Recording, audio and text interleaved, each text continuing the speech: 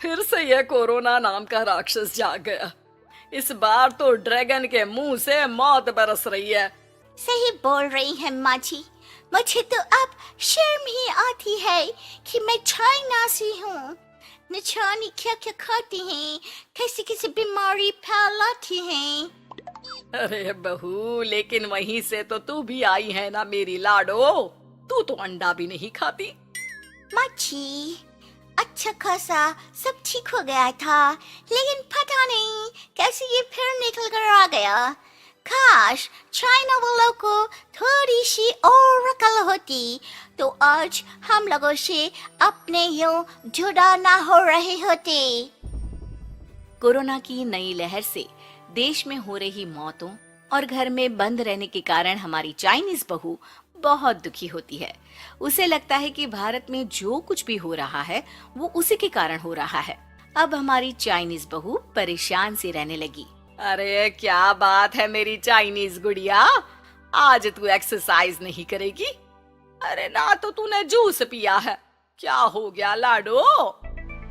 कुछ नहीं मम्मी जी, बस अच्छा नहीं लग रहा। लोग मर रहे हैं और मैं जूस पीऊं। माँ जी, चाइना से आई ये महामारी और मैं भी तो चाइना से ही आई ना। अरे अरे बेटा, ऐसा ना सोच। सास पूरी कोशिश करती कि वो चाइनीज बहू को समझाए कि इस बीमारी के लिए वो खुद को दोषी ना समझे, लेकिन माँ जी, मैं आज खाना नहीं खाऊंगी। अब सबका खाना बना दिया है। मैं कमरे में जा रही हूँ, प्लीज डिस्टर्ब मत करना। सास ने अपनी हंसती खेलती बहू का ये रूप तो कभी देखा नहीं था, लेकिन करती भी तो क्या। अगले दिन सुबह सुबह, अरे ये पूरे घर से स्वादिष्ट खाने की महक आ रही है। ये कौन है जो चाय बनने के वक्त लंच बनाकर तैयार कर रहा है? वो किचन में आती है जहाँ चाइनीज बहू ने शुद्ध वैष्णव खाना तैयार कर रखा था। अरे बहू, सोई नहीं क्या जो इस वक्त इतने प्रकार का खाना बना लिया? हाँ हाँ माँ जी, क्या करे, जब दिल में बोझ हो तो नींद नहीं आती। तभी तो मैंने सोचा मैं गरीब और जरूरतमंद लोगों को खाना पहुंचा दूंगी। वो ढेर सारा खाना रोज बनाती और गरीब और बेसहारा लोगों में बांटती। क्या कर रही है बहू? कितने दिनों से देख रही हूँ तू अच्छे से सोती भी नहीं है। क्यों कर रही है लाडो? क्या करूं माँ जी, मेरे देश के लोग जीवन की लड़ाई लड़ रहे हैं और मैं सो जाऊं, मुझसे नहीं होता। एक दिन चाइनीज बहू पीपीटी किट पहनकर खड़ी होती है। अरे ये क्या बेटा, खाना देने जा रही है या लड़ाई लड़ने? माँ जी, मैं कुछ दिनों के लिए घर नहीं आऊंगी। मैंने सोचा है कि मैं घर से बाहर रहकर कोरोना के मरीजों की देखभाल करूंगी। ओ प्लीज प्लीज आप मुझे रोकना नहीं। नहीं नहीं बहू, ये तो तूने बहुत ही नेक काम सोचा है। बस बेटा तू अपना ख्याल रखना। बहू वहां से चली जाती है, लेकिन सास की रोज फोन पर बहू से बात होती। घर पर क्या है माँ, क्यों भेज दिया तूने उसे? बाहर कितना खतरा है, उसे कुछ हो गया तो? अरे बिल्कुल चिंता ना कर, उसने सारे नियम कायदे को फॉलो किया है। अरे वो बिल्कुल ठीक रहेगी। और अगर मैं उसे मना कर देती ना तो उसकी अंतरात्मा उसे सोने नहीं देती। तू तो सारा दिन घर से ऑफिस का काम करता, लेकिन मैंने देखा है उसे कितना परेशान रहती थी कुछ दिनों से। हाँ वो भी है। उधर चाइनीज बहू लोगों का खूब ख्याल रखती, उन लोगों तक खाना पहुंचाती, उनके बच्चों की देखभाल करती। एक दिन बहू अपनी सोशल साइट देख रही थी तो उसे दिखता है कि एक आदमी ने बच्चों की देखभाल के लिए पोस्ट डाली है। बहू उसे फोन करती है। मैं आपकी कोई मदद कर सकती हूँ, प्लीज बताओ। दूसरी तरफ से आवाज आती है। मैं और मेरी बीवी दोनों ही कोरोना से पीड़ित हैं। हम लोगों के बच्चों को देखने के लिए कोई नहीं है। प्लीज हमारी मदद करो। हाँ हाँ बिल्कुल, आप परेशान ना हो, मैं आ रही हूँ। मुझे आपका एड्रेस बताओ। वो आदमी बहू को पता लिखवाता है। वहाँ वो पहुँच जाती है। ओह, ये किसे बुला लिया आपने? ये तो चाइनीज है, इसी के कारण तो हम लोगों का देश इस परेशानी से जूझ रहा है। अरे पर ये तो हिंदी में बात कर रही थी। तभी बीवी की ऑक्सीजन लेवल गिरने लगती है। ये क्या हो रहा है?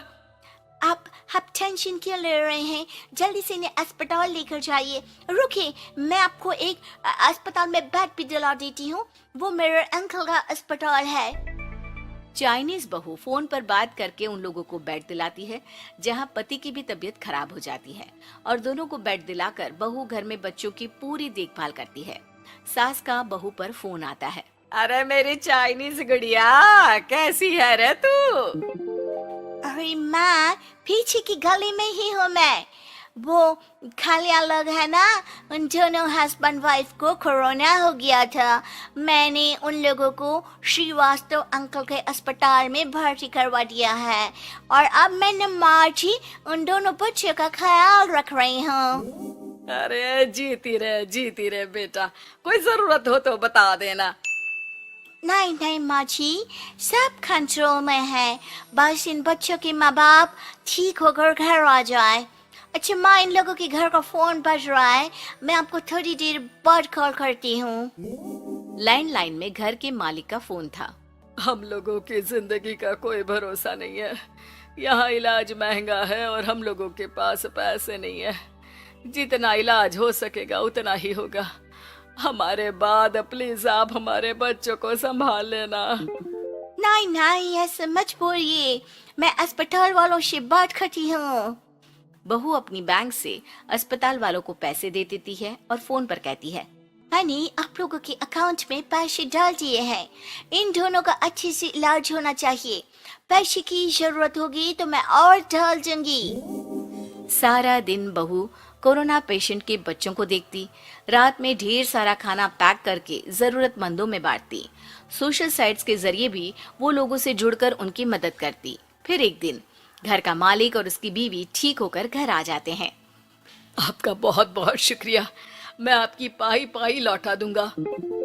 भाई नहीं, पैसा दिया था, लेकिन वो जब आप बिल्कुल ठीक हो जाना तो क्षमा कर दे देना, कोई बात नहीं। दोनों पति पत्नी चाइनीज बहू का शुक्रिया अदा करते हैं। आप तो हम लोगों के लिए भगवान की तरह है, आपका बहुत बहुत शुक्रिया। चाइनीज बहू बहुत खुश हो जाती है। वो घर आकर सास को पूरी बात बताती है। देख मेरी चाइनीज गुड़िया, तुझे चाइना का होने पर अफसोस था ना, लेकिन तूने सच्चे दिल से लोगों की सेवा करके ये बता दिया कि बेटी कहीं की भी क्यों ना हो, ससुराल आकर वो ससुराल के रंग में ही रंग जाती है। अब तो तू मेरी भारतीय बहू है। हाँ।